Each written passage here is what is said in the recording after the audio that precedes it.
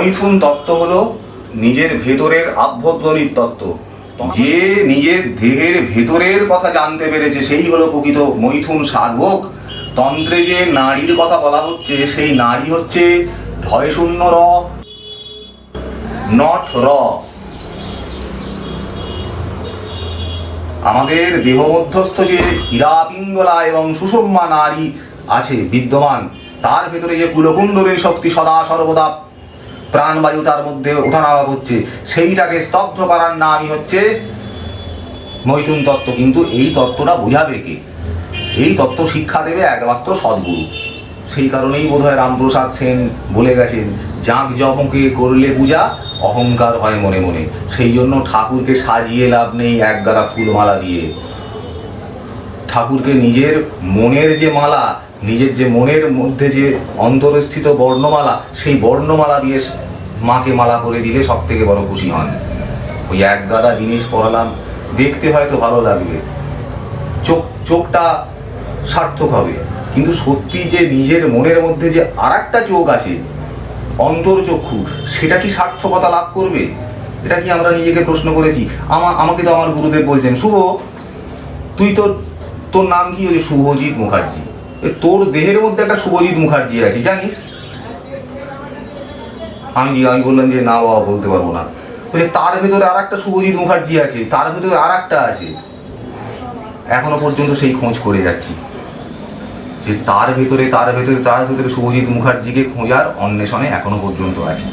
প্রিয় দর্শক বন্ধুরা, হ্যালো ইন্ডিয়া বাংলা চ্যানেলে আপনাদের সবাইকে স্বাগত। দর্শক বন্ধুরা, এবারের প্রতিবেদনে আপনাদের সামনে যে মানুষটির কথা তুলে ধরতে চলেছি, তিনি সম্পূর্ণভাবে একজন গুপ্ত সাধক। বাইরে থেকে দেখে বোঝার কোনো উপায় নেই এই মানুষটার ভিতরে এত সাধনলব্ধ জ্ঞান বর্তমান। যার কথা বলছি তিনি হলেন শুভজিৎ মুখোপাধ্যায়। একজন পরিচিত মানুষের কাছ থেকে সাধক শুভজিৎ সম্পর্কে জানতে পেরে আমার মনে অদম্য আগ্রহ জন্মায় তার সাথে অন্তত একবার সাক্ষাৎ করার। সুতরাং যেমন ভাবা তেমন কাজ। সম্প্রতি একদিন সকালে বেরিয়ে পড়লাম হাওড়ায় 71 নম্বর বাজি শিবপুর রোড স্থিত শুভজিৎ বাবুর বাড়ির উদ্দেশ্যে। তবে বাড়ি নয়, ফ্ল্যাট। জনবহুল ঘিঞ্জি এলাকায় ব্যস্তময় রাস্তার পাশেই ফ্ল্যাটের 3 তলায় শুভজিৎ বাবু থাকেন তার জন্মদাতা মাতা পিতার সাথে। ওই যে সামনেই দেখতে পাচ্ছেন যে ফ্ল্যাট বাড়ি, ওখানেই 3 তলায় থাকেন সাধক শুভজিৎ।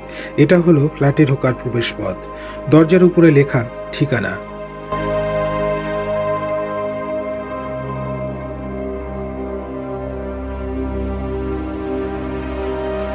সিঁড়ি দিয়ে উপরে উঠে 3 তলায় ফ্ল্যাটের দোরগোড়ায় পৌঁছে গেছিলাম। সামনেই দেখতে পেয়েছিলাম বড় অক্ষরে লেখা নেম প্লেট। ফ্ল্যাটের ভিতরের একটি ঘরে মন্দিরে তার ইষ্টদেবী নির্বাণেশ্বরী মা এবং অন্য দেবদেবীর পটচিত্র বা প্রতিকৃতি। রয়েছে তার সাধন জগতের দ্বিতীয় গুরু জ্ঞানানন্দ অবধূতের ছবি। প্রথমে কিন্তু সাধক শুভজিৎ ক্যামেরার সামনে আসতে চাননি। একটু অনুরোধ করতে পরে তিনি সম্মত হন। আমাকে বসতে বলে তিনি নিত্য পূজায় ব্যস্ত হয়ে গেলেন। কিন্তু মজার কথা হলো, পূজায় কিন্তু তেমন কোনো আড়ম্বর চোখে পড়ল না।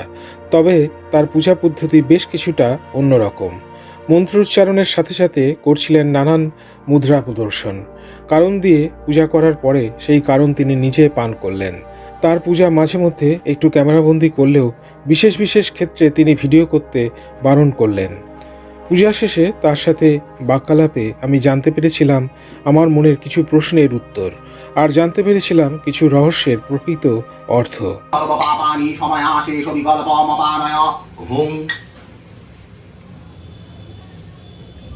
আধার শক্তায় নমো রিং মূলপ্রতিত্বয় নমো রিং পৃথিব্যৈ নমো রিং অনন্তায় নমো রিং কুর্মায় নমঃ।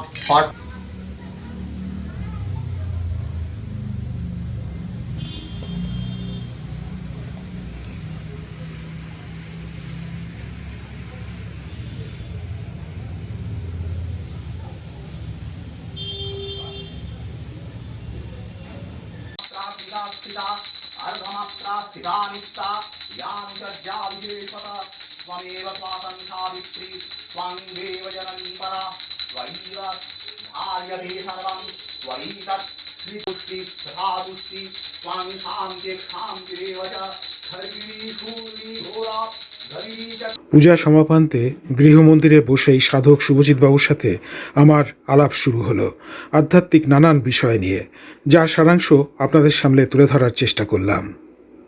গৃহমন্দিরে আমি এসছি, বাজেশুপুর রোড, এখানেই হচ্ছে আপনার গৃহমন্দির, আর এটাই হচ্ছে আপনার বাসস্থান। তো আপনি সাধন জীবনে কিভাবে আপনি প্রবেশ করলেন, তারপর থেকে আপনি ক্রমান্বয়ে আপনার যে সাধন জীবন সেইটা সম্পর্কে একটুখানি যদি ধারণা দেন। আমার সাধন ভজনের জীবন সম্বন্ধে জানতে গেলে আমাকে ফিরে যেতে হবে সেই 2000 সালের ঘটনায়। তার আগে থেকে সাধন জীবন না করি, কিন্তু আমার বাবা মাকে দেখে দেখে এবং তারাপীঠের বহু সাধককে দেখে দেখে এবং তারাপীঠে গিয়ে গিয়ে, কারণ আমার আমার গুরুবাড়ি হচ্ছে তারাপীঠ। আমার গুরু ছিলেন তারাপীঠের নগেন কাকা, অর্থাৎ বামা খ্যাপার যিনি নিত্য সহচর লগেন পান্ডা ওরফে নগেন্দ্রনাথ চট্টোপাধ্যায়, তার নাতি শ্রী শম্ভু কিঙ্কর চট্টোপাধ্যায়, তিনি আমাকে কৃপা করে মন্ত্রাভিষেক আদি প্রদান করেন 2000 সালের শাক্ত অভিষেক। তারপর 3 বছর পর অর্থাৎ 2003 সালে হয় আমার তন্ত্রের পূর্ণাভিষেক, গোত্রান্তর এবং নব নামকরণ।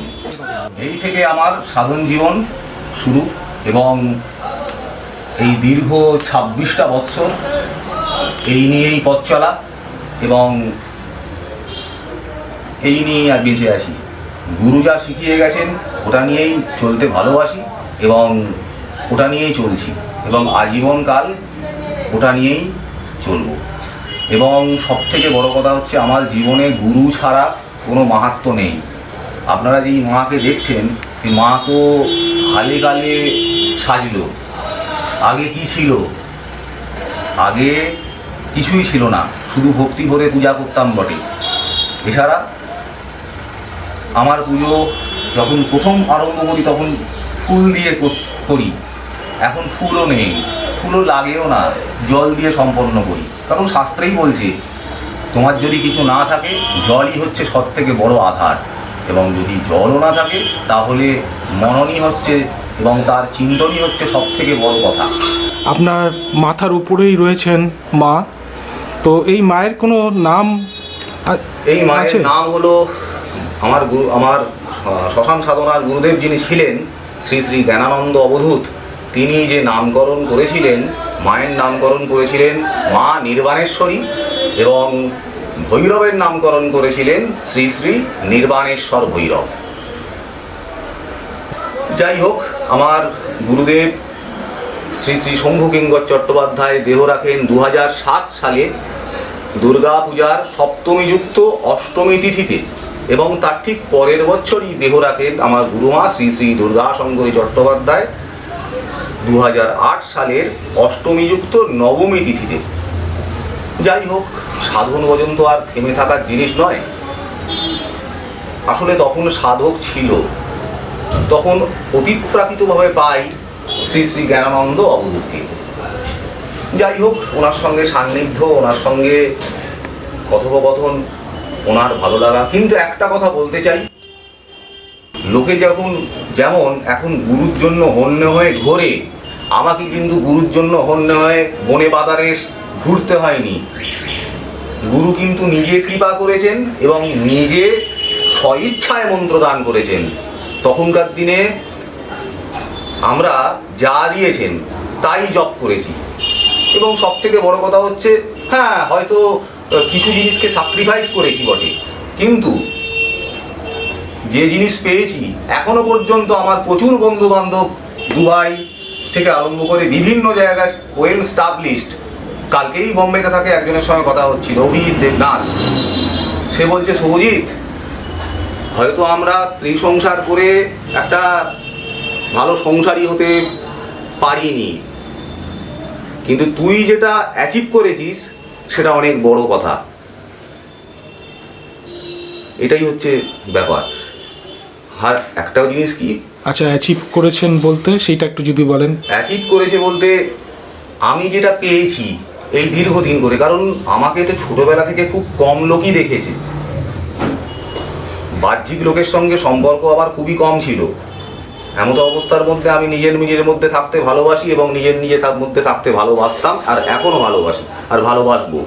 কারণ সাধক, আমার গুরুদেব একটা কথা বলছেন, সাধক হতে গেলে যতক্ষণ না পর্যন্ত একা হবে ততক্ষণ পর্যন্ত ঈপ্সিত বস্তু লাভ হয় না। আমরা সব থেকে বড় কথা একটা জিনিসই ভুলে গেছি, একা হওয়া, একা থাকা। একা থাকা মানে কিন্তু ওই সব কিছু ছেড়ে দিয়ে একা নয়, সবার মধ্যে থেকে একা থাকা। এটাই হলো প্রকৃত শ্মশান সাধনা। শ্মশান সাধনা মানে শ্মশানের মধ্যে গিয়ে চিতা সাধনা, সব সাধনা এসব করলে শ্মশান সাধনা তার ইন্টারনাল মিনিংটা আমাদের বুঝতে হবে। শ্মশান সাধনা মানে সবার মধ্যে থেকে নিজে একা থাকার সাধনাকেই বলা হয় শ্মশান সাধনা। সেটা কিভাবে সম্ভব? সেটা সম্ভব বলতে গেলে সাধন করতে হবে। সব জিনিস তো আর মানে ওই গুরু আমাকে ভালো করে ভাত মেখে দিল, খুব বেশি হলে মুখের মধ্যে খাইয়ে দিল, কিন্তু লিভার অনুযায়ী তো সেটাকে গিলে চিবিয়ে হজম করতে হবে।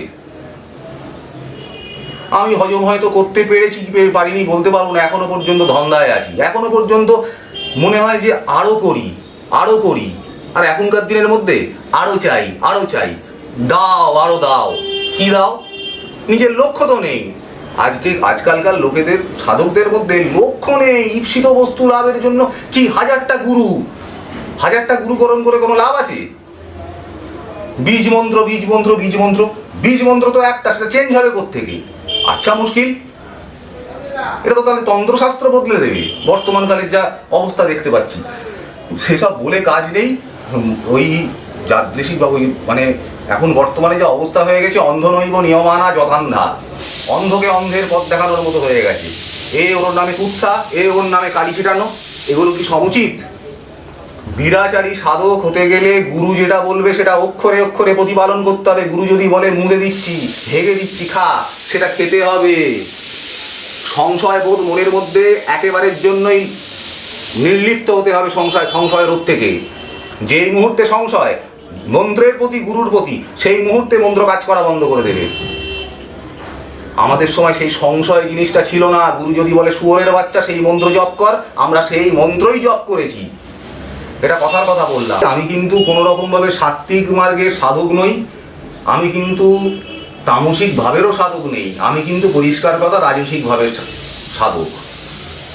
আমার কিন্তু পরিষ্কার কথা, রাত্রিবেলা শুতে খাট লাগে, শীতকালে গিজার লাগে, আর গরমকালে লাগে পাকা। আর কেউ যদি মনে করে আমি সন্ন্যাসী, বিন্দুমাত্র মনে করবেন না, আমি সংসারের মধ্যে থেকেও সন্ন্যাসী, এইটুকুন বলা যেতে পারে। আচ্ছা, একটু আগে যে আপনি পূজা করলেন, তন্ত্র ক্রিয়া করলেন এবং বিভিন্ন রকম মুদ্রা প্রদর্শন করলেন, আপনি যে তন্ত্র ক্রিয়া করলেন, তো আপনি এখানে যে আপনি মদ্য নিয়েও কিন্তু কিছু তন্ত্রক্রিয়া করলেন, এখানে আপনার মদ্যও রয়েছে। এই বিষয়টা একটুখানি বলুন যে, এবং সেই তন্ত্রক্রিয়া করার পর সেই মদ্য আপনি নিজে পান করলেন, তো এই ব্যাপারটা একটুখানি এর গুহ্যতত্ত্ব কী? প্রথমত আমাদের জানতে হবে মদ্য কি। বলছে শাস্ত্রে, সমধারাক্ষরের জাতু ব্রহ্মরন্ধ্রাদ বরাননে পিত্তানন্দময় যস্ত্বাং স এব মদ্য সাধক। অর্থাৎ এই সমধারা যে ব্রহ্মরন্ধ্র থেকে নির্গত হয়, সেই ধারা সাধক পান করে ব্রহ্মত্ব লাভ করে। সেই কারণের জন্যই মহাদেব প্রথম এবং পঞ্চম অকারের প্রথম এবং শেষ তত্ত্বকে প্রাধান্য দিয়েছেন। এইবার আসি এই মদ্য ক্রিয়া করে নিজে গ্রহণ করার তাৎপর্য কোথায়, মন দিয়ে শুনবেন। প্রত্যেকটা জিনিসের কিন্তু একটা মাধ্যম লাগে, অর্থাৎ মিডিয়াম। কি মিডিয়াম? যেমন ধরুন, আমাদের চলাফেরা করার জন্য গায়ের জামা। ছোটবেলায় যখন আমরা স্কুলে পড়তে যেতাম, তখন কিন্তু বাবা মায়েরা আমাদের হাত ধরে স্কুলে নিয়ে যেত। অর্থাৎ কি, একটা মাধ্যম। একটা গাছকেও জড়াতে হয় অন্য একটা মাধ্যমে জড়িয়ে উঠতে হয়। যোগীরা যারা যোগ সাধনা করে, তারা বায়ুকে মাধ্যম হিসাবে গ্রহণ করে। আর তান্ত্রিক বিরাচারী সাধকেরা যে জিনিসটিকে মাধ্যম হিসাবে গ্রহণ করে সেটি হলো পঞ্চমকার। মদ্যং মাংসং তথা মৎসং মুদ্রা মৈথুনমেব চ পঞ্চতত্ত্বমিদং দেবী নির্বাণ মুক্তি হেতবে। অর্থাৎ মদ্য, মাংস, মৎস্য, মুদ্রা এবং মৈথুন। মদ্যং মাংসং তথা মৎস্যং মুদ্রা মৈথুনমেব চ পঞ্চতত্ত্বমিদং দেবী নির্বাণ মুক্তি হেতবে। পঞ্চতত্ত্ব হচ্ছে মানুষের স্বাভাবিক প্রবৃত্তি। এই প্রবৃত্তি থেকে নিবৃত্তি রেশা ভূতানাং, এই নিবৃত্তিতে উপনীত হওয়ার নামই হচ্ছে তন্ত্রের বিরাচারী বাম মার্গীয় সাধনা। যে জিনিসের জন্য আমাদের যথোক্ত কুলাচারে কুলগুরুর কাছ থেকে কুলদীক্ষা শ্রবণ পূর্বক কুলাচার অভ্যেস করতে হবে। তার জন্য সদ্গুরুর প্রয়োজন। তন্ত্রে বলছে বামা বামে রমণ কুশলা দক্ষিণে পানপাত্রকে মগ্রে নস্তং মরিচ সহিত ঈষদুষ্ণ শুকরস্য মাংসম স্কন্ধে বীণা ললিত শুভগা যোগিনাং বব্বম সদ্গুরুনাং প্রপঞ্চ কৌলা ধর্ম বর্মগহন জ্ঞানীনা নামপি অগম্মা। অর্থাৎ এই কুলাচার এতটাই কঠিন আচার যেটা জ্ঞানীদের থেকেও জ্ঞানীরা কিন্তু বুঝতে পারে না সদ্গুরুর আশ্রয় ব্যতীত। এই হচ্ছে কথা। আচ্ছা, এই যে পঞ্চমকারের কথা বললেন, মদ্য, মাংস এবং যে ওই মৈথুনের কথা যেটা বলা হয়েছে, মৈথুন কথার অর্থ কি? মৈথুনং পরমং তত্ত্বং সৃষ্টিং স্থিত্যন্তকারিণে মৈথুনা জায়তে সিদ্ধি ব্রহ্মজ্ঞানং সুদর্লভম। এই মৈথুন তত্ত্ব হচ্ছে সম্পূর্ণ নিজের ভেতরের তত্ত্ব। মৈথুন তত্ত্ব হলো নিজের দেহের ভেতরকার তত্ত্ব। যে নিজের দেহের ভেতরের কথা জানতে পেরেছে সেই হলো প্রকৃত মৈথুন সাধক। তন্ত্রে যে নারীর কথা বলা হচ্ছে সেই নারী হচ্ছে ঢয়শূন্য র, নট র। আমাদের দেহ মধ্যস্থ যে হীরা পিঙ্গলা এবং সুষুম্না নারী আছে বিদ্যমান, তার ভেতরে যে কুলকুণ্ডলের শক্তি সদা সর্বদা প্রাণবায়ু তার মধ্যে ওঠানামা করছে, সেইটাকে স্তব্ধ করার নামই হচ্ছে মৈথুন তত্ত্ব। কিন্তু এই তত্ত্বটা বোঝাবে কে? এই তত্ত্ব শিক্ষা দেবে একমাত্র সদ্গুরু। কিসের মাধ্যমে আমরা সেই জিনিসটি করব? কুলাচারের মাধ্যমে। কিন্তু বর্তমানে শেষ তত্ত্বের সাধন আমাদের সম্প্রদায়ে নিষিদ্ধকরণ করা হয়েছে। কারণ অধিকাংশ সাধক এই শেষ তত্ত্বের সাধন করতে গিয়ে পতিত হয়েছে। কিন্তু আপনি নেপাল, চীন, তিব্বত, ভুটান, আসাম এসব জায়গায় যান, প্রত্যক্ষ কল্পের সাধনা এখনো পর্যন্ত পঞ্চমকারে হয়, তার প্রমাণও আছে। আচ্ছা, এক্ষেত্রে বলি আপনাকে যে এই যে পঞ্চমকার সাধন, অনেক সময় দেখা গেছে যে সাধক মানে তন্ত্র সাধক একজন উলঙ্গ নারীকে নিয়ে পঞ্চমকার সাধনা করছেন। তো এই বিষয়টা কি আপনি একটু বিস্তৃতভাবে বলতে পারবেন? সব থেকে বড় কথা হচ্ছে তন্ত্র কোনোদিন কামকে রোধ করার কথা বলছেন না। কামকে দমন করার কথা কোনো জায়গায় তন্ত্রে নেই। তন্ত্রে আছে জয় করা। কি দিয়ে জয় করা? সব থেকে কঠিন জিনিস, কামকে কাম দিয়ে জয় করো। বেশ জটিল, কথাটা বেশ জটিল, একটুখানি বলুন। কাম দিয়ে জয় করতে হয়। আপনি দীর্ঘদিন ধরে একটা মিষ্টি প্রত্যেকদিন খাচ্ছেন, রসগোল্লা, ধরুন রসগোল্লা আপনি প্রত্যেকদিন খাচ্ছেন, এটা একদম ভবিতব্য সত্য, একটা না একটা সময় রসগোল্লার প্রতি অনাসক্তি আপনার জন্মাতে বাধ্য। ঠিক তেমনি কিন্তু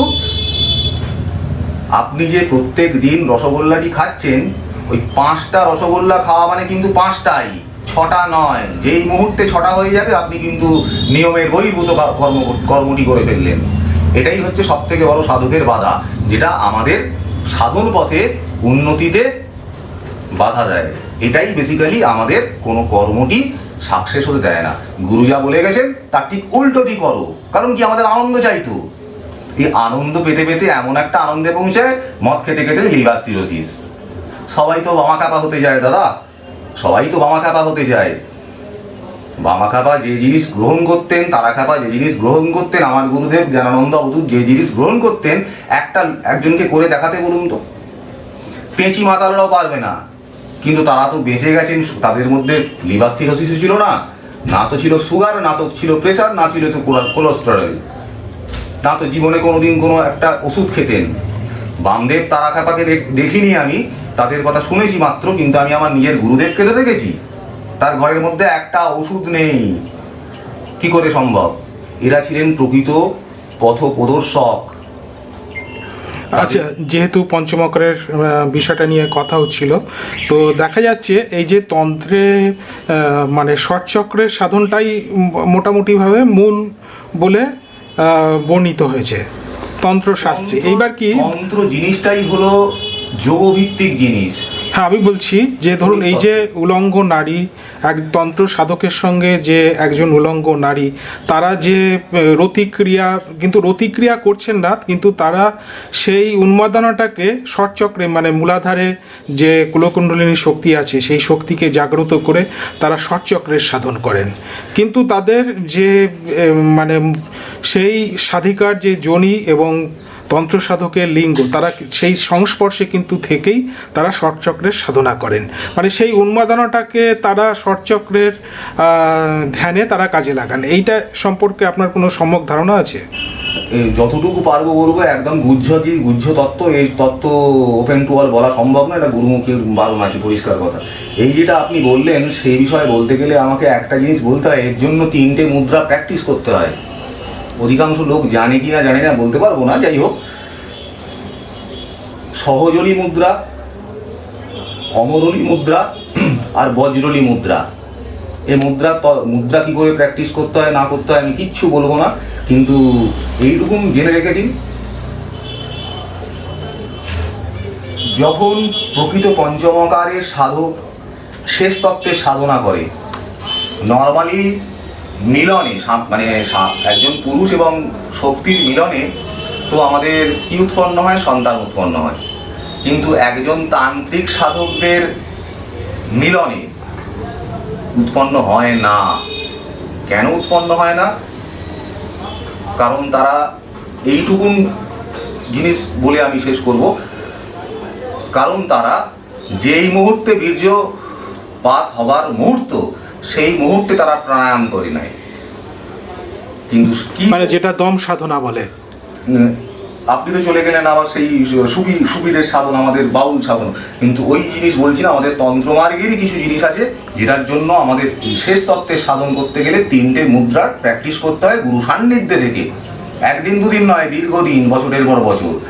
কি বললাম? সহজলি, অমরলি আর বজ্রলি, এই 3টে মুদ্রার সাধনই হলো প্রকৃত শেষ তত্ত্বের সাধন। কিন্তু বর্তমানে ওই সাধক নেই, ওই সাধনা দেখানোর মতো ব্যক্তিও নেই, আর সেই সদ্গুরুত্ব অভাব বলতে গেলে।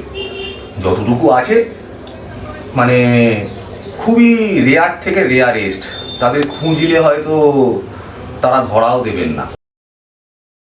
এই হচ্ছে ব্যাপার। আর এই সমস্ত জিনিস, মেন তন্ত্রটা তো আমাদের বঙ্গদেশের তো নয়, মেন তন্ত্র তো এসে পাহাড়, নেপাল, চীন, তিব্বত, ভুটান, এসব পঞ্চমকারের সাধনা তো এখানকার সাধনা নয়। বৈশিষ্ট্য আনলেন বলে আমরা এই সাধনা পেলাম কুলাচারে।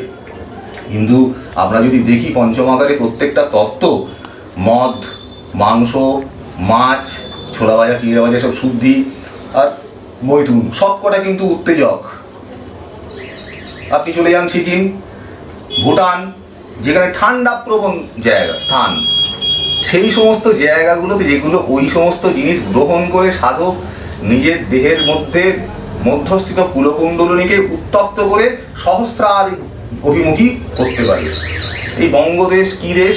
যোগের দেশ। কিন্তু সব জায়গায় তো সব থেকে বড় কথা হচ্ছে মায়ের ইচ্ছা। সে মা কৃপাপূর্বক কুলাচারে আমাদের বঙ্গদেশে বঙ্গেশ্বরী, দক্ষিণাকালী, কালীঘাটের মা এসছেন এবং তিনি কুলাচারের পিতা। তাই এই হচ্ছে ব্যাপার। আচ্ছা, আপনার সঙ্গে প্রথম সাক্ষাতেই আপনি মানস পূজার কথা বলছিলেন, তো এই মানস পূজা যেটা শুনেছি আমি, যে মানস পূজা করলে নাকি পঞ্চতত্ত্বের সাধনা হয়, এ ব্যাপারে একটুখানি আপনি বলুন। প্রথমে বুঝতে হবে মানস পুজো কি। মানস পুজো হচ্ছে নিজের মনে মনে পুজো। এবারে কথা হচ্ছে, এখন সব শুনি যে মানস পুজো ধ্যানে লেখা আছে, ওই লেখা আছে, তো এই লেখা আছে। আমি যেটা উপলব্ধি করেছি আমার 26 বছরের সাধন জীবনে, যে পূজার দাঁড় স্থাপনের পূর্বে যে মানস পুজো হয়, ওই মানস পুজোতে সাধক যদি সম্পূর্ণ যুক্ত হয়ে যায়, একবার যদি সাধকের মানস পুজো সত্যি মানস পুজো রূপে হয়, তাহলে সাধকের কোনো পূজা লাগে না। সাধক কোনো পূজা আর তখন ওই ইদম সচন্দন গন্ধ পুষ্পম, ওই ইদম জলম এসব সাধক করবেই না কিছু। ও তো অন্তর্লীন, নিজের ভেতরের যে শ্বাস প্রশ্বাস হচ্ছে সেটাই তার কাছে ধূপকাঠি। নিজের হৃদয়ের মধ্যে যে প্রদীপ জ্বলছে সেটাই হচ্ছে তার কাছে প্রদীপ। এই তত্ত্ব দিয়ে তারা সে গন্ধ পুষ্প ধূপ দীপ নৈবেদ্যে পুজো করবে দেবী। কিন্তু সেই পুজো তো একবার যদি মন বসে যায়, সেই পুজো তো বাহ্যিক পুজো নয়। আমরা তো ঈশ্বরকে চোখে দেখতে পাচ্ছি না, তিনি দৃশ্যমান নন, কিন্তু আমাদের মানে সাধকরা তাদের অনুভূতি দিয়ে ঈশ্বর দর্শন করতে পারেন, ঈশ্বর অনুভূতি লাভ করতে পারেন। আপনি যখন জপ করছেন কিংবা আপনি যখন পুজো করতে বসছেন বা আপনি ক্রিয়া করতে বসছেন, আপনার কাছে ঈশ্বর দেখা দেন না? কে? যারা বলে সম্পূর্ণ মিথ্যা কথা বলে। ঈশ্বর হচ্ছে প্রাণ সত্তা। আপনার সামনে পুজোর ডালার সামনে কি রইল?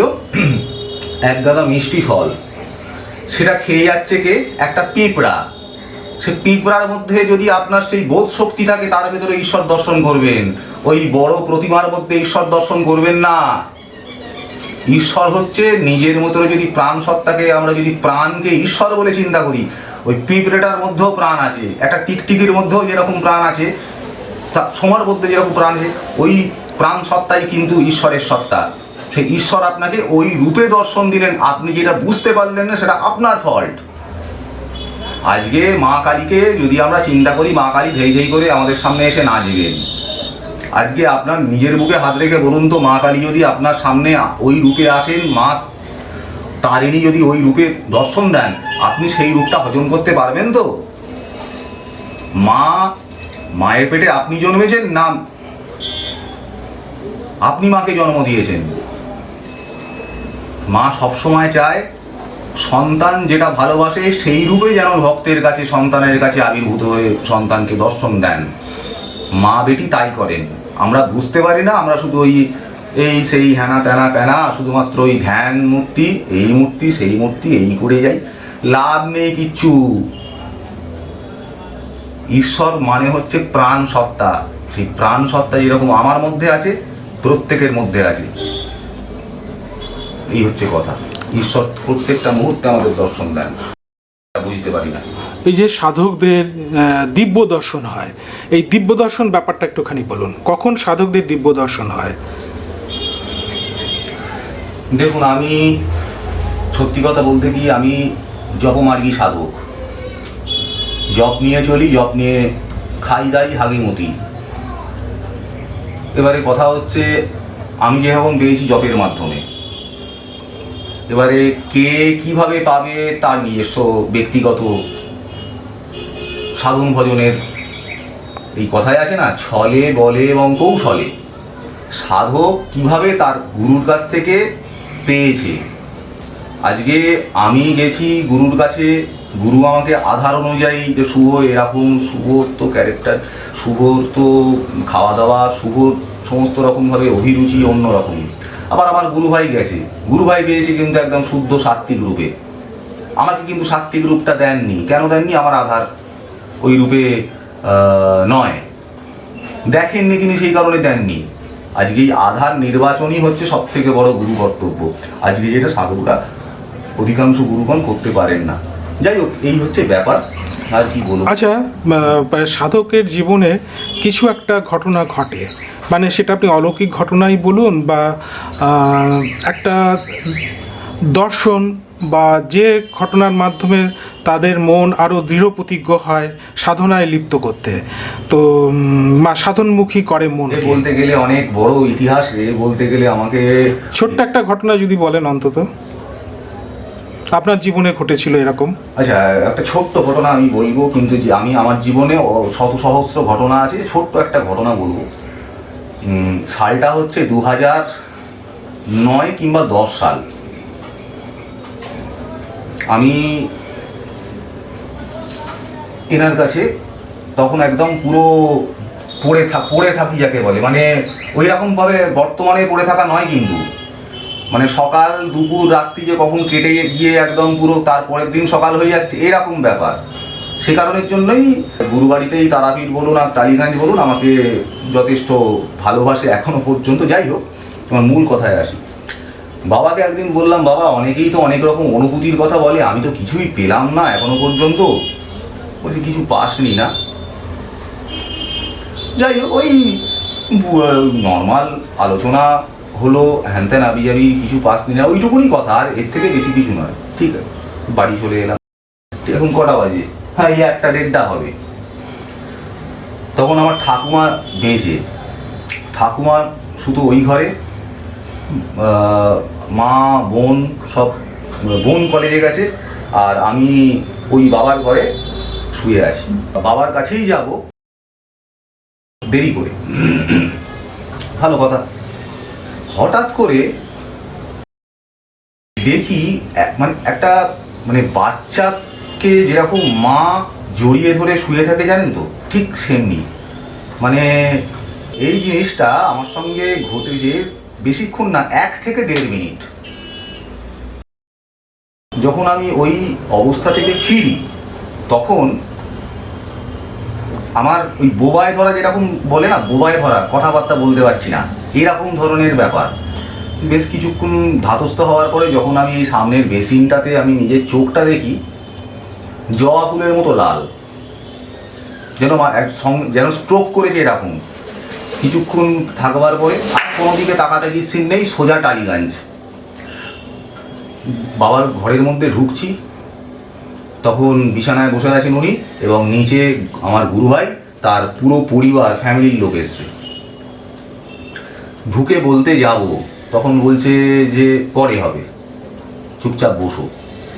6:30-7টার সময় আমার গুরুভাইদের ফ্যামিলিকে বাড়ি পাঠিয়ে দিলেন বাবা। তখন আমাকে ডিরেক্ট তাকিয়ে চোখের ওপর চোখ রেখে বলছেন, কিরে কিছু পাবি না তো? না কিছু পেলি? তখন আমার নিজের লজ্জায় চোখটা নিচু হয়ে গেছিল। সেদিনকেই বুঝেছিলাম প্রকৃত গুরুর ক্ষমতা কী, আর প্রকৃত দর্শন কী, বা প্রকৃত অনুভূতি কী।